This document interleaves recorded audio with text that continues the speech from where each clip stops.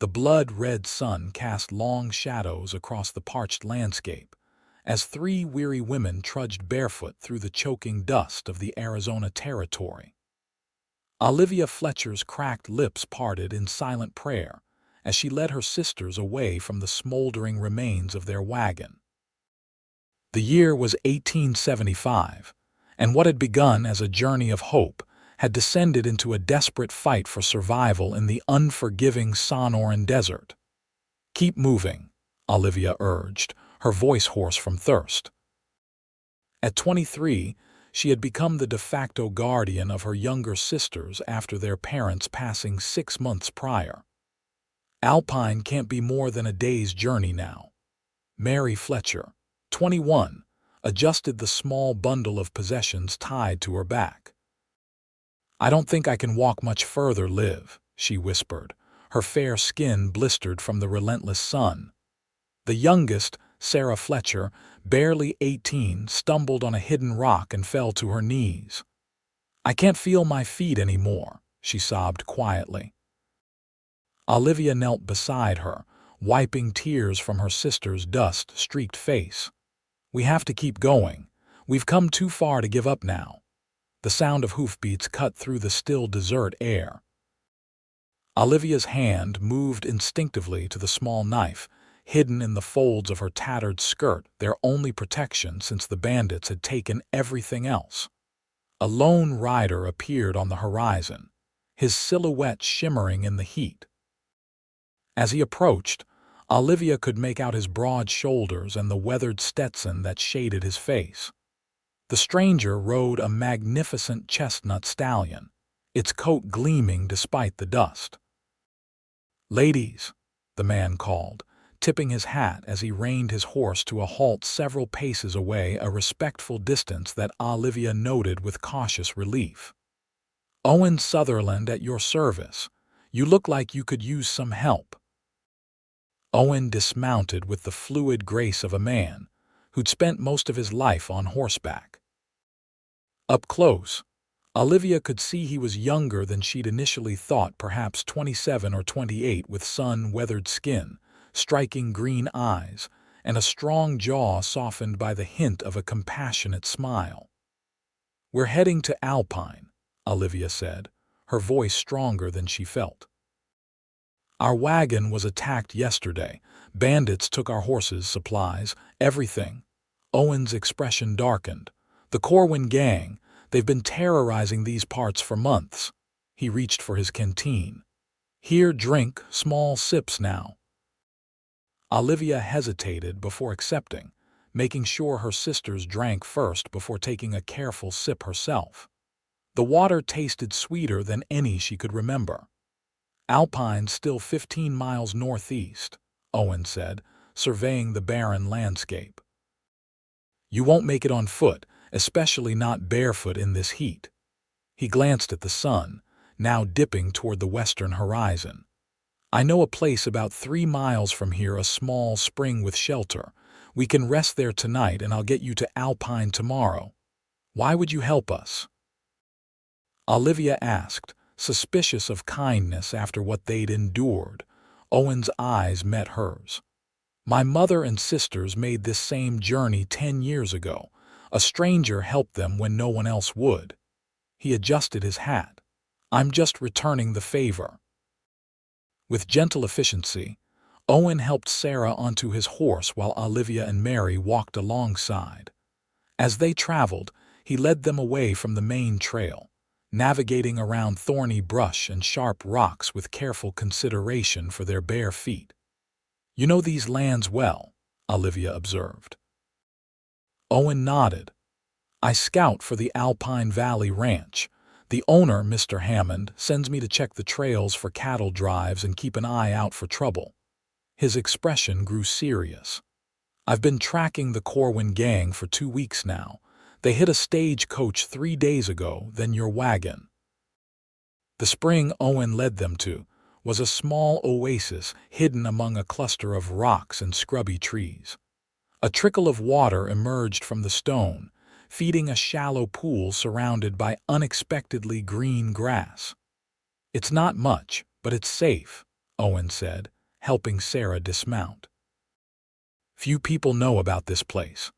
While the sisters soaked their battered feet in the cool water, Owen built a small, smokeless fire and prepared a simple meal from supplies in his saddlebags. As night fell, he spread his bedroll for the women and insisted on keeping watch. "You need rest too," Olivia said, noticing the fatigue etched on his face. "I'm accustomed to long nights," he replied with a hint of a smile. "Rest now. Tomorrow will be another long day."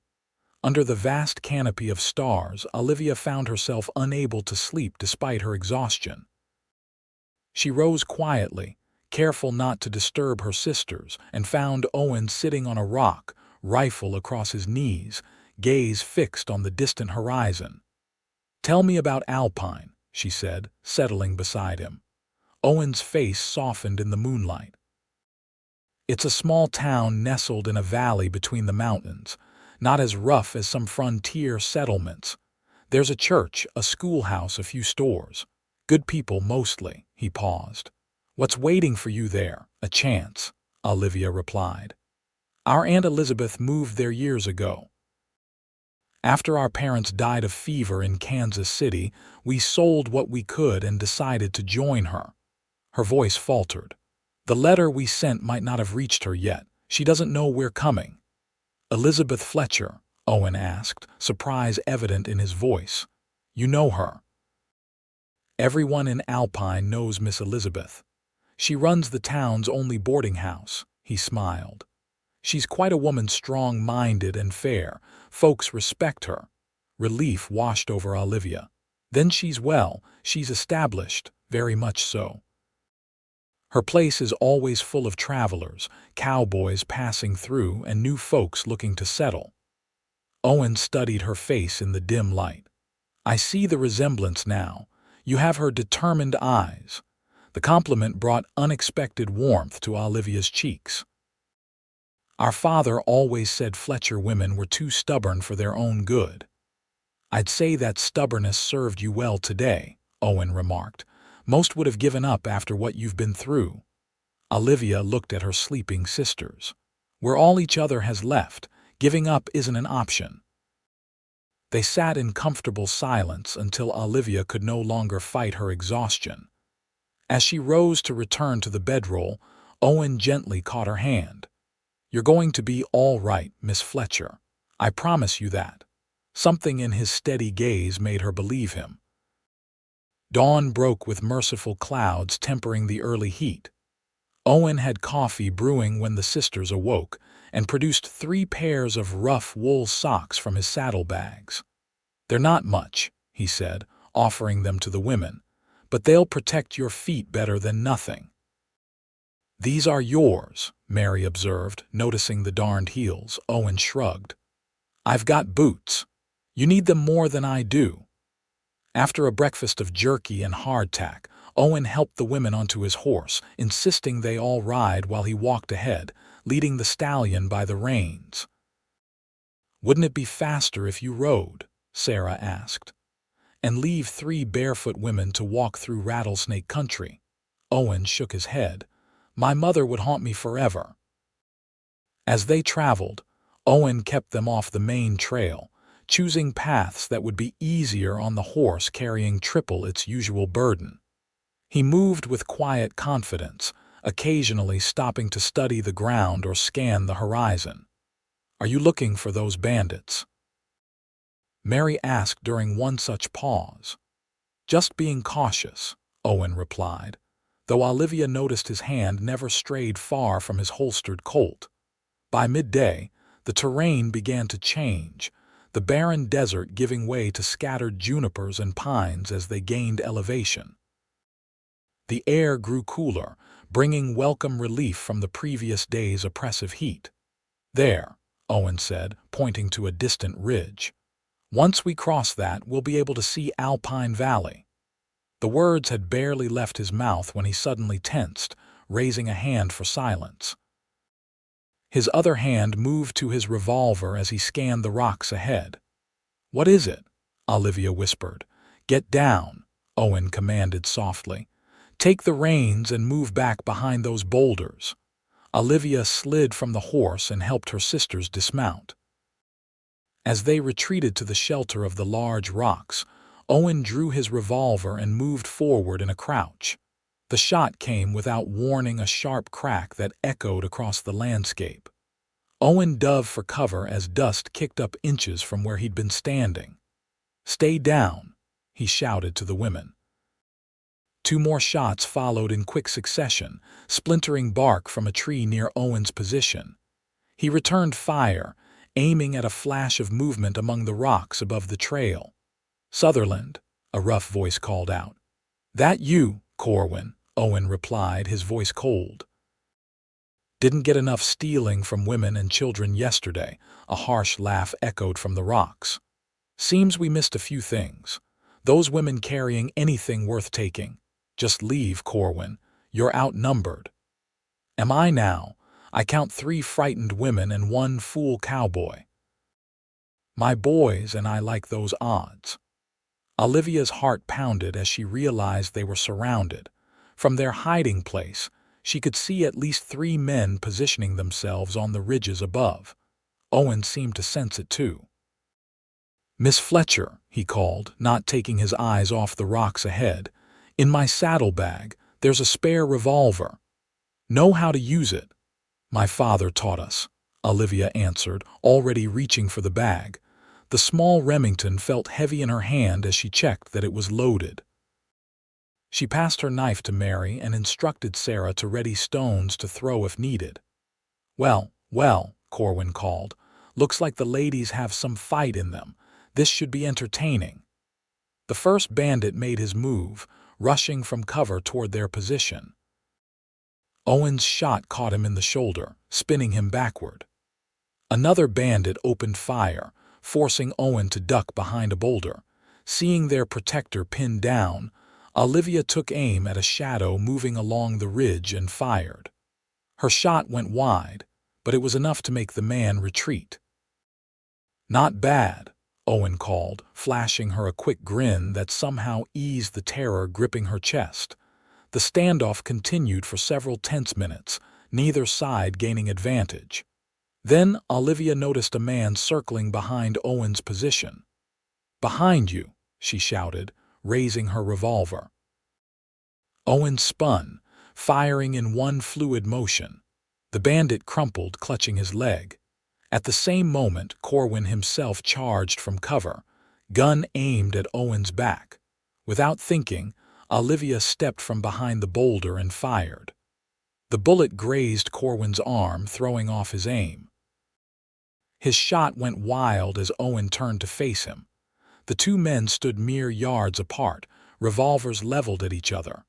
"It's over, Corwin," Owen said evenly. "Drop it." A tense silence fell over the clearing, broken only by the pained groans of the wounded bandits. Finally, Corwin's face twisted in rage, but he slowly lowered his weapon. "This isn't finished, Sutherland." "It is for today," Owen replied. He kept his revolver trained on Corwin while addressing the other bandits. "Take your wounded and go. Don't let me find you in these parts again." The confrontation ended as suddenly as it had begun. The bandits retreated, supporting their injured comrades, while Owen maintained his vigilant watch until they disappeared from sight. Only then did he holster his weapon and turn to the sisters. "Everyone all right?"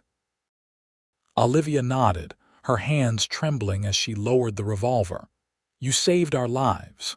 "Seems to me it was the other way around," Owen said, his eyes meeting hers with newfound respect. "That was a brave thing you did, Miss Fletcher." "Olivia," she said softly. "After all this, I think you can call me Olivia." "Olivia," he repeated, the name sounding like something precious on his lips. They resumed their journey with renewed urgency.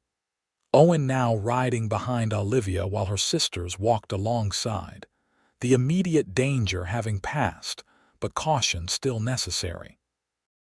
His arm around her waist to keep her secure on the horse brought an unfamiliar warmth that had nothing to do with the afternoon sun.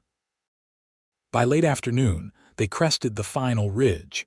An alpine valley spread before them, a patchwork of small farms, ranches, and the cluster of buildings that formed the town itself, all nestled within the protective embrace of distant mountains.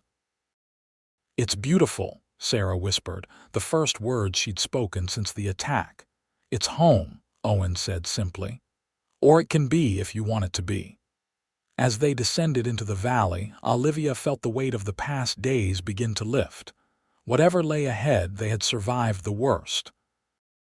And somehow, in this man who had appeared like a guardian angel in their darkest hour, she sensed the promise of something she'd thought lost forever. Hope. Alpine welcomed them with curious stares and murmured conversations as Owen led them down the main street.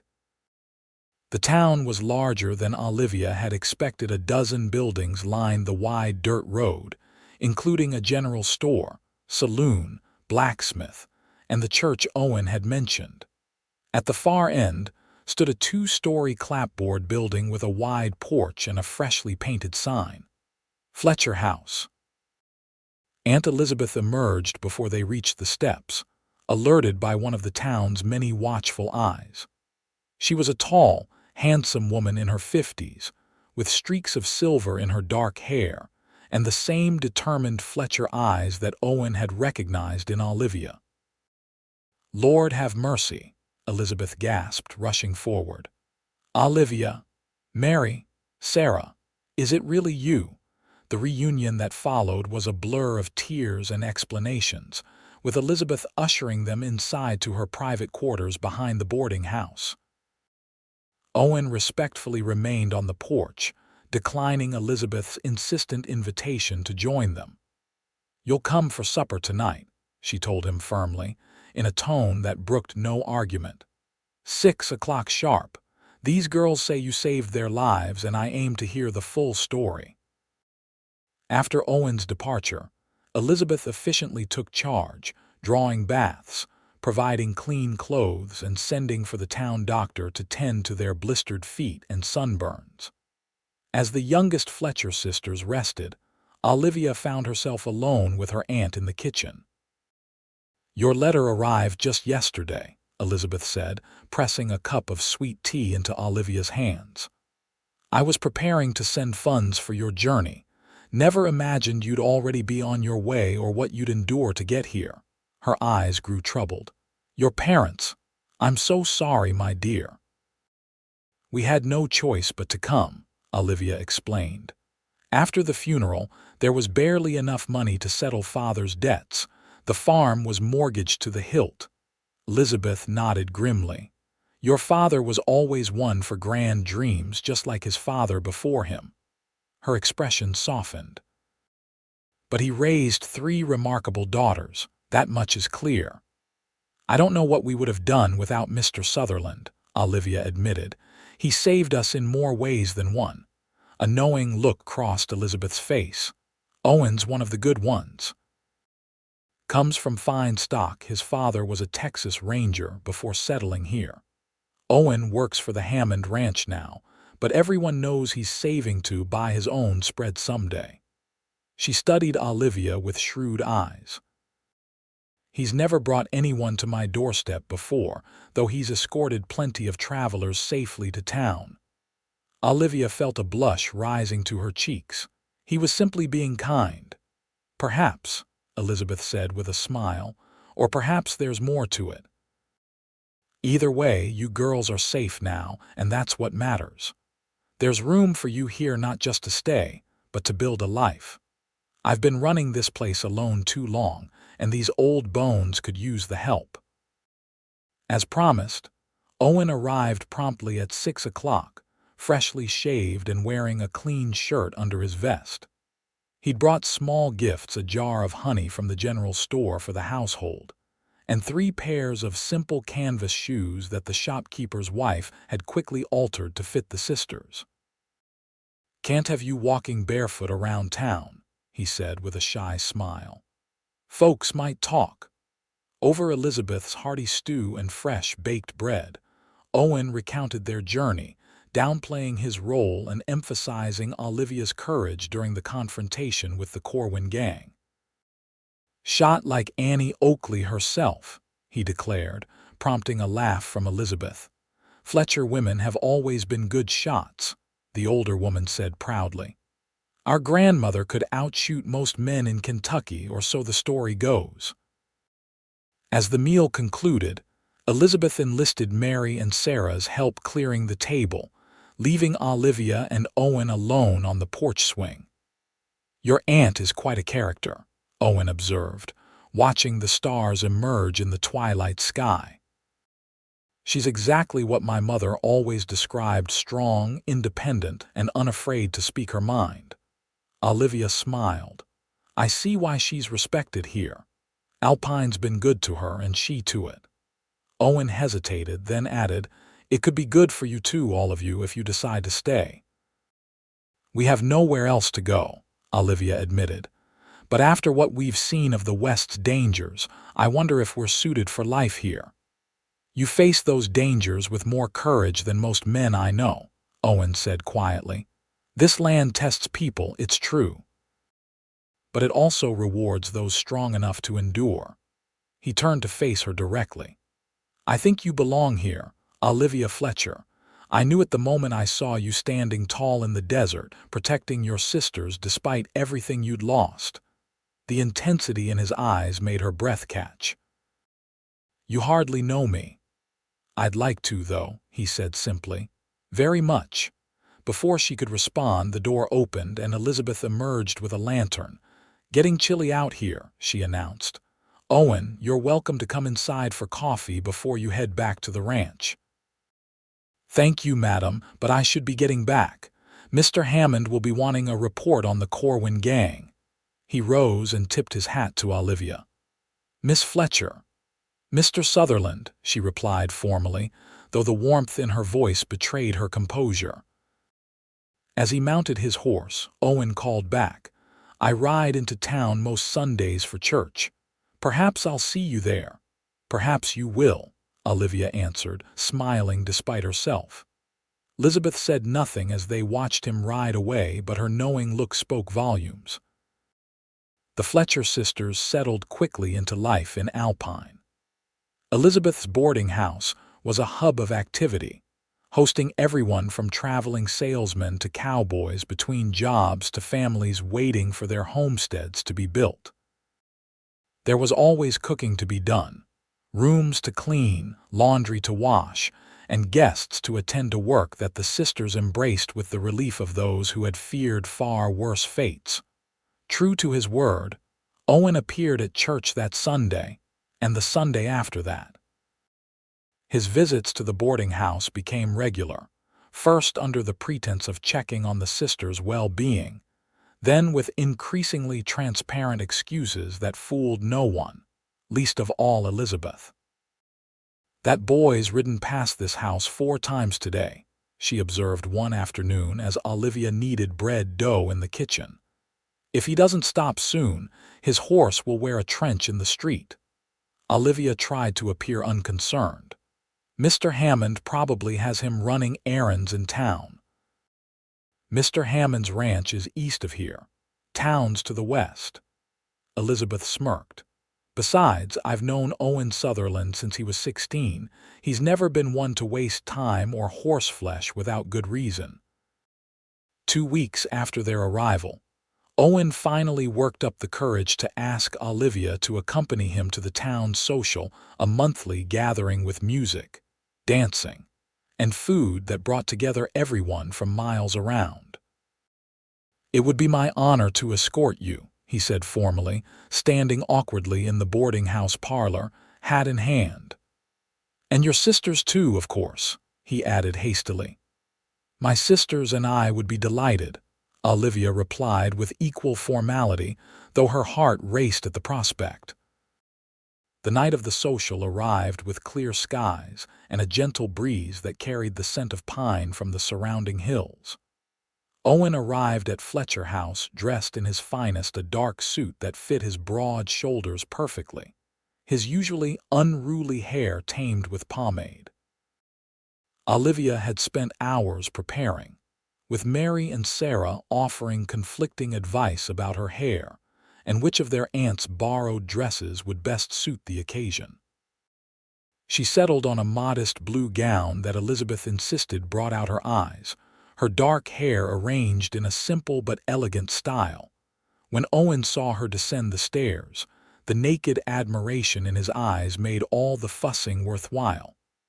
"You look beautiful," he said simply. "You clean up rather well yourself, Mr. Sutherland," she replied, accepting his offered arm. The town hall was transformed for the occasion, lanterns casting a warm glow over tables laden with food brought by every family. A small band played lively tunes while couples twirled across the wooden floor. News of the Fletcher sisters' dramatic arrival had spread throughout the community, and Olivia found herself introduced to more people than she could possibly remember: ranchers and shopkeepers, the school teacher and the preacher, wives and children of all ages.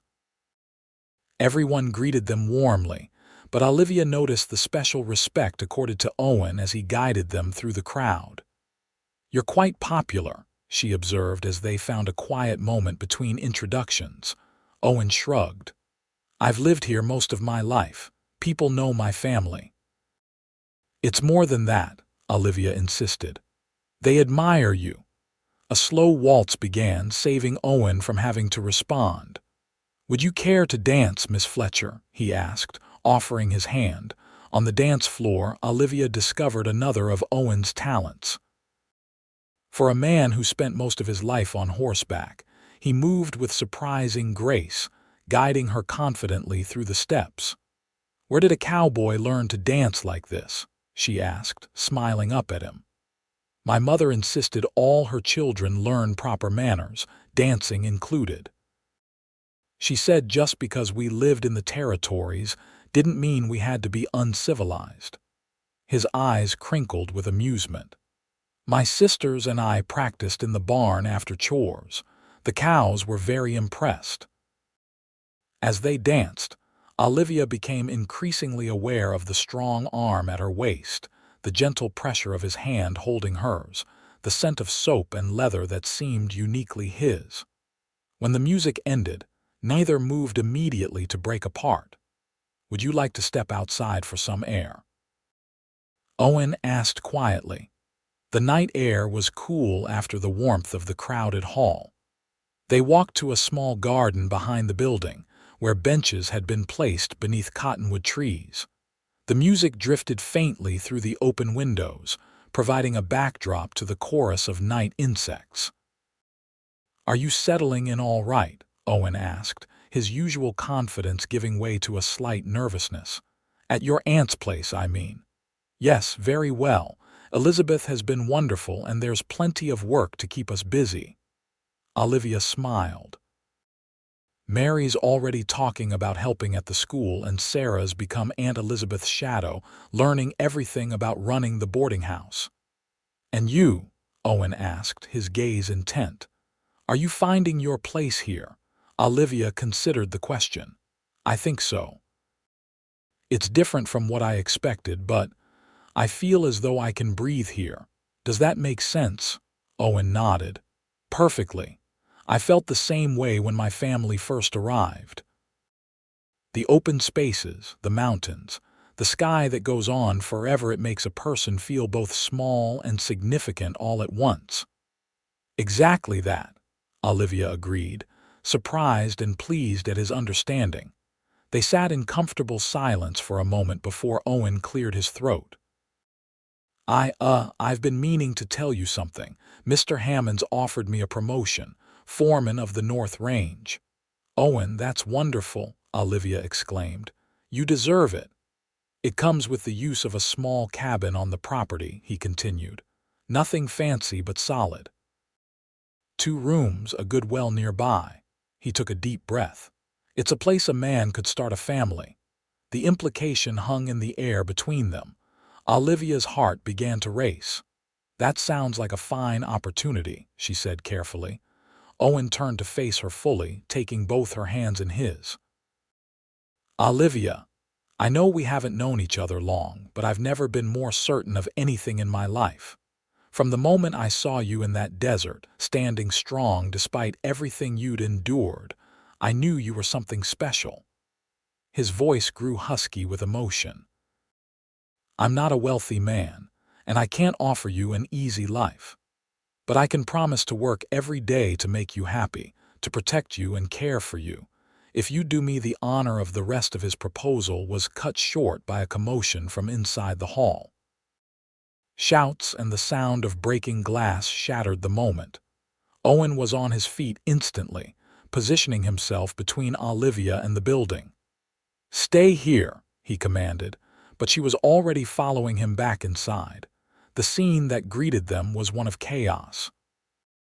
Tables had been overturned, and a group of rough-looking men stood in the center of the hall, revolvers drawn. Women and children huddled against the walls while several of Alpine's men faced off against the intruders.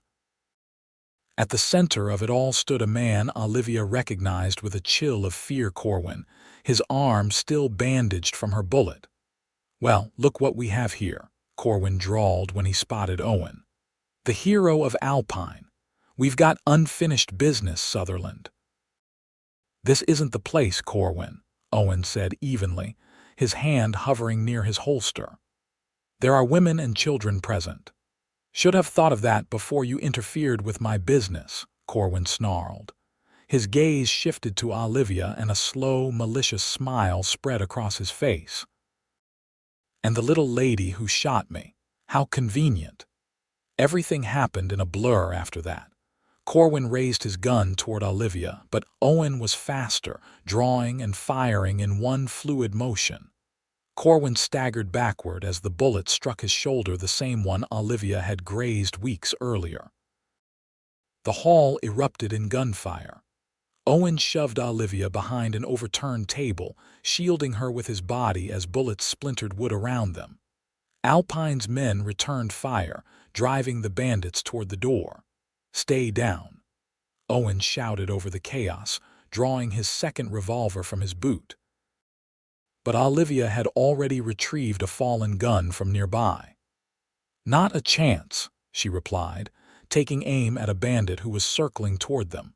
Together, they provided covering fire as the townspeople retreated to safer positions. Sheriff Miller, Alpine's aging but still formidable lawman, organized the defense, calling for the women and children to escape through the back. "Go with them," Owen urged Olivia. "Find your sisters and get to safety."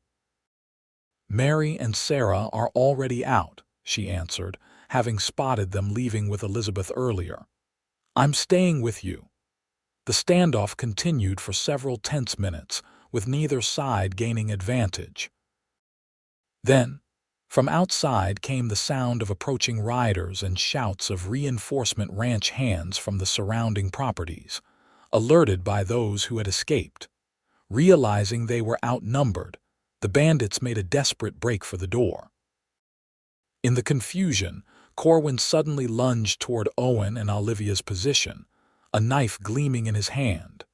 Owen met him halfway, the two men colliding in a violent struggle. The knife slashed downward, catching Owen's arm. He grunted in pain but managed to knock Corwin off balance. As they grappled, Olivia aimed the revolver but couldn't fire for fear of hitting Owen. With a sudden surge of strength, Owen slammed Corwin against the wall. The bandit's head cracked against the hard surface, and he slumped to the ground, unconscious. The fight ended as abruptly as it had begun. The remaining bandits surrendered or fled, pursued by Sheriff Miller and several armed townsmen. Inside the hall, people began to emerge from hiding places, checking on the injured and surveying the damage. Olivia rushed to Owen's side. "You're hurt," she said, examining the gash on his arm. "It's nothing," he insisted, though the blood seeping through his shirt sleeve suggested otherwise.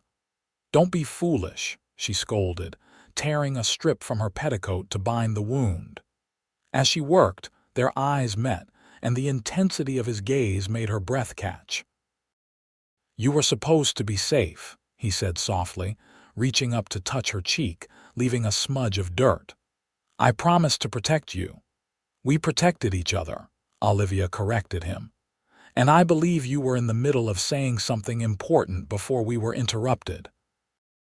A slow smile spread across Owen's face, despite the pain and chaos surrounding them. "I was asking if you might consider becoming Mrs. Owen Sutherland, though I imagine doing it somewhere more romantic than a shot-up dance hall." Olivia laughed, the sound bright and unexpected in the aftermath of violence. "I can't think of a more fitting place, considering how we met." Her expression grew serious as she finished tying the bandage. "And yes, Mr. Sutherland, I would be honored to become your wife." Owen's eyes widened. "You're certain? We've known each other less than a month." "I've never been more certain of anything," Olivia replied, echoing his earlier words. "Some things you just know." Their kiss, amidst the debris of the shattered social, drew cheers from the townspeople around them, a moment of joy reclaimed from darkness. Sheriff Miller approached, hat in hand. "Sorry to interrupt the celebration, folks, but I need to get statements about what happened here." He nodded to the unconscious Corwin, now being restrained by several men. "Looks like you finally caught the man you've been tracking, Sutherland. The territories had a bounty on him for months." "Bounty?" Olivia questioned, looking to Owen. He had the grace to look sheepish. "I might have neglected to mention that I occasionally do some work for the territorial marshal. Nothing dangerous," he added quickly, seeing her expression. "Just tracking and information." "Nothing dangerous," Olivia repeated incredulously, gesturing to his wounded arm and the destruction around them. "Well, not usually," Owen amended. "And now that I'm settling down, I'll be giving it up entirely. Mr. Hammond's offer will keep me close to home." He took her hands in his. "Close to you." The days following the attack were a whirlwind of activity. The Corwin gang was transported to Tucson for trial, with Owen required to testify as the primary witness. He returned to Alpine a week later to find preparations for their wedding well underway, Elizabeth having taken charge with characteristic efficiency. "November 15th, she announced when Owen appeared at Fletcher House, still dusty from the trail. "The church is reserved, Reverend Parker is ready, and I won't hear arguments from either of you about waiting longer. Life's too short, especially out here." Owen looked to Olivia, who smiled and shrugged. "Aunt Elizabeth has spoken." "November 15th it is," he agreed, taking Olivia's hand and pressing a kiss to her palm. "Though I'd marry you tomorrow if I could." The 6 weeks leading to their wedding day passed in a blur of preparations and adjustments. Owen divided his time between his new duties at the Hammond Ranch and readying the foreman's cabin for Olivia. She, meanwhile, continued working at the boarding house while assembling the modest items that would furnish their first home together. Mary had indeed found a position assisting at Alpine's small school, discovering an aptitude for teaching that surprised even herself. Sarah, at 18, blossomed under Elizabeth's mentorship, revealing a head for business that would serve the boarding house well in years to come. "You don't worry about us," Elizabeth told Olivia firmly when she expressed concern about leaving them. "This place has plenty of room for your sisters and plenty of work to keep them busy. You focus on building your life with that fine man of yours." The wedding day dawned clear and crisp, the November air carrying the first hint of winter. Alpine's small church was filled to capacity not just with townspeople, but with ranchers and cowboys from miles around, all come to witness the union of two people whose story had already become something of a local legend. Owen waited at the altar in a new suit, his face a mixture of nervousness and joyful anticipation. When the church doors opened, and Olivia appeared on Elizabeth's arm, in place of the father who could not be there, His expression transformed into one of pure wonder. Olivia wore a simple white dress that Elizabeth and her sisters had worked on secretly, adapting one of their mother's gowns that had been carefully packed among their few preserved possessions. Her dark hair was adorned with wildflowers gathered that morning, and she carried a small bouquet of late-blooming desert blossoms. The ceremony itself was brief, but deeply moving. When they exchanged vows, Owen's voice rang clear and confident, while Olivia's carried the gentle strength that had first drawn him to her. Their kiss, when Reverend Parker pronounced them husband and wife, drew applause and a few tears from the assembled guests. The celebration afterward spilled from the church to the town square, where tables groaned under the weight of food contributed by every household. Music and dancing continued well into the evening, the memory of the disrupted social now replaced by this joyful occasion. As dusk fell, Owen led his bride away from the festivities toward their new home. He had borrowed Mr. Hammond's buggy for the occasion, decorated with ribbons and flowers by the women of Alpine. "Mrs. Sutherland," he said, helping her into the seat with exaggerated formality that made her laugh. "Your chariot awaits." The cabin was a mile beyond town, situated on a gentle rise with a view of both the mountains and Alpine itself. Owen had spent every spare moment of the past weeks improving it, building new furniture, patching the roof, adding a small porch where they could sit in the evenings. As they approached, Olivia could see lanterns glowing in the windows and smoke curling from the chimney Elizabeth's doing, ensuring the house would be warm for their arrival. "It's not much," Owen said, suddenly anxious as he helped her down from the buggy. "Not compared to what you might have had back east."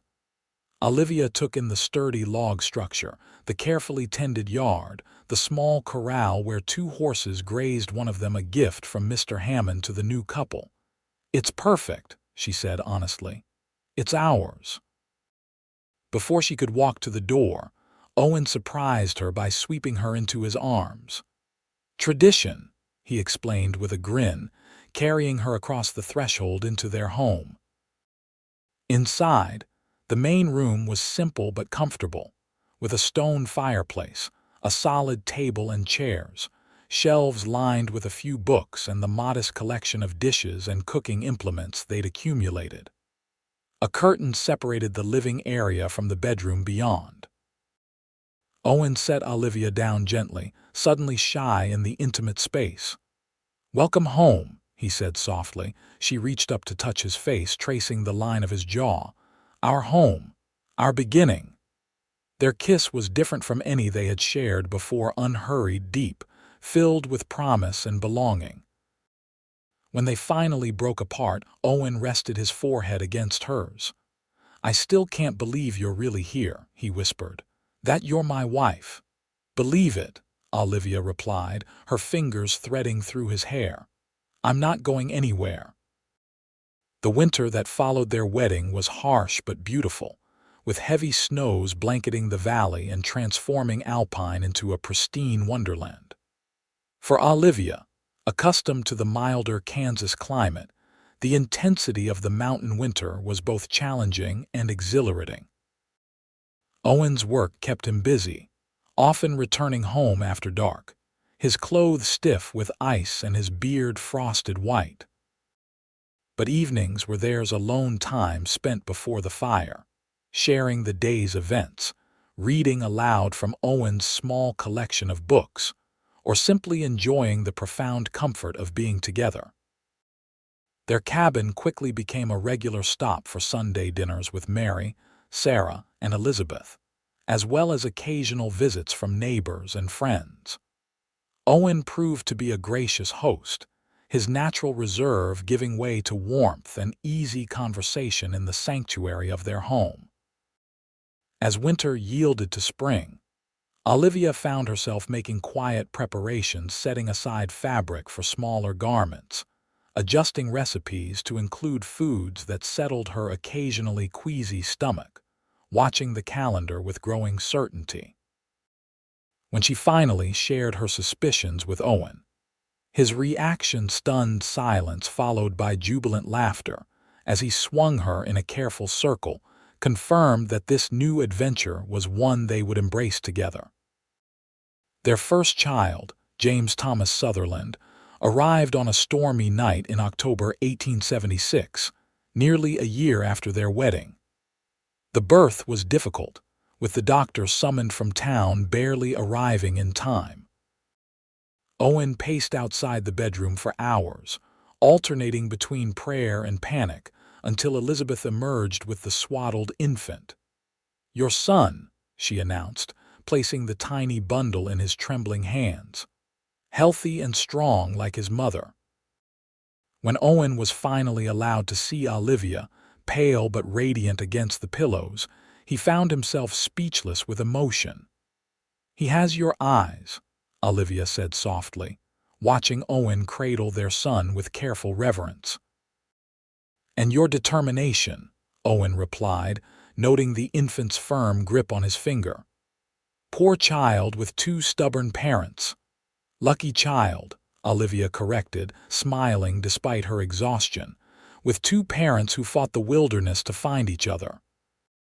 As young James grew, so did the Sutherland family's prospects. The bounty money from Corwin's capture, combined with Owen's careful savings, allowed them to purchase a small parcel of land adjoining the Hammond property. It wasn't much 100 acres of mostly undeveloped terrain, but it was theirs, the beginning of the ranch Owen had dreamed of building. "Sutherland Ranch," he said proudly, showing Olivia the deed on their second wedding anniversary. "We'll start small, a few cattle, horses when we can afford them. Build slowly but surely." Olivia, now visibly expecting their second child, understood the significance of this milestone. "Your dream," she said, squeezing his hand. "Our dream," he corrected. "None of this would mean anything without you." Their daughter, Elizabeth Rose, was born in the spring of 1878, an easier birth than her brother's had been. From the beginning, she showed signs of having inherited her father's calm demeanor and her mother's observant nature qualities that would serve her well in the bustling household the Sutherland home soon became. By 1880, Sutherland Ranch had expanded to include a proper barn, a bunkhouse for the two ranch hands Owen had hired, and a new, larger home built with lumber from Alpine's recently established sawmill. The cattle herd, while modest compared to the Hammond spread, was growing steadily, with Owen developing a reputation for quality stock. Mary Fletcher found her calling not only in teaching but in organizing Alpine's first proper library, eventually marrying the town's young doctor who had attended James's birth. Sarah, showing unexpected entrepreneurial spirit, expanded the boarding house to include a small restaurant that quickly became Alpine's social center. Through it all, Olivia and Owen's partnership deepened, weathering the inevitable hardships of frontier life, celebrating its joys, and building something neither could have accomplished alone. Their third child, William, arrived in 1882, followed 2 years later by twin girls, Rebecca and Rachel, whose unexpected arrival nearly overwhelmed even Olivia's considerable strength and organization. "5 children under 10, she remarked one evening as they sat on the porch of their home, watching the sunset paint the distant mountains. "If someone had told me this would be my life when we met, I'd never have believed them." Owen chuckled, his arm around her shoulders. "If someone had told me I'd find a half-dead woman in the desert and end up building a life with her, I'd have questioned their sanity." He pressed a kiss to her temple. "Yet here we are, she echoed, leaning into his embrace. The years that followed brought changes to Alpine and the Sutherland family alike. The railroad finally reached the valley in 1886, bringing new opportunities and connecting the once isolated community to the wider world. Owen served 2 terms as town mayor, helping guide Alpine's growth with the same steady hand he applied to his ranch. Olivia, meanwhile, became known throughout the territory for her practical wisdom and unwavering support of causes she believed in, from the establishment of a proper hospital to securing voting rights for the women of Arizona Territory. The barefoot girl who had walked through the desert dust had become a pillar of her community, her journey from desperate refugee to respected matriarch a testament to her resilience. On their 20th wedding anniversary in 1895, Owen surprised Olivia with a journey back east, their first significant travel since arriving in Alpine. They visited Mary in Denver, where she now headed a women's college, and continued on to New York and Boston, where their oldest son James was completing his education. "It's all so different from what I remember," Olivia remarked as they strolled through Central Park, the bustle and noise of the city a sharp contrast to their quiet valley. "You ever regret it?" Owen asked, the old insecurity briefly resurfacing. "Choosing this life with me instead of returning to civilization." Olivia stopped, turning to face him fully. At 43, her beauty had matured rather than faded, the fine lines around her eyes speaking of laughter more than hardship. "Owen Sutherland, after 20 years you can still ask such a foolish question," he smiled sheepishly. "Occasionally." She took his hands in her hands that had grown weathered and strong through years of ranch work, yet still held hers with the same tenderness as the day they wed. "The day you found us in the desert was the luckiest day of my life. Everything that came after every struggle, every joy I wouldn't trade for all the comforts in the world." They stood there a moment, middle-aged but still in love, surrounded by the hurried pace of a world that no longer felt like home. In silent agreement, they cut their trip short, eager to return to the life they had built together. The turn of the century brought both celebration and reflection to Alpine. The town had grown substantially from the small settlement Olivia had first encountered, now boasting a population of nearly 1,000, with proper streets, a bank, and even the beginnings of electrical service. Sutherland Ranch, too, had prospered, expanding to over 2,000 acres with a reputation that extended throughout the Southwest. Owen and Olivia's children were grown or nearly so, James managing his own legal practice in Tucson, Elizabeth Rose married to a neighboring rancher, the twins attending college in California, and William preparing to take over the ranch his parents had built. On a warm evening in the summer of 1900, the extended Sutherland and Fletcher family gathered for a reunion at the ranch. 4 generations sat down to dinner, from Aunt Elizabeth, now in her 80s but still sharp-witted, to James's infant daughter, named Olivia in honor of her grandmother. As twilight deepened, Owen and Olivia slipped away from the festivities, walking hand in hand to the ridge overlooking their property. The lights of Alpine twinkled in the distance, while closer at hand, lanterns illuminated the ranch buildings and the gathering of loved ones. "Look at what we built," Owen said softly, his arm around Olivia's waist. "From nothing but dust and hope." Olivia leaned her head against his shoulder, still fitting perfectly against him after all these years. "Do you remember what you told me that first night when you found us in the desert? That your mother and sisters had made the same journey and a stranger helped them." Owen nodded. "I've thought about that often, how the kindness of one person can ripple outward, touching lives they'll never even know.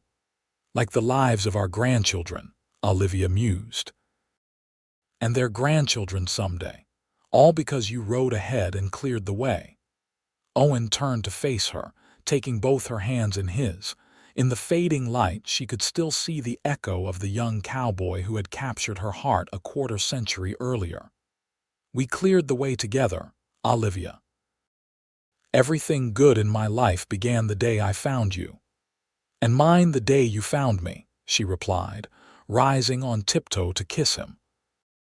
As night fell fully over Alpine Valley, they made their way back to the house, where family, friends, and the future awaited a journey continued, a love enduring, a legacy secure in the land they had claimed as their own.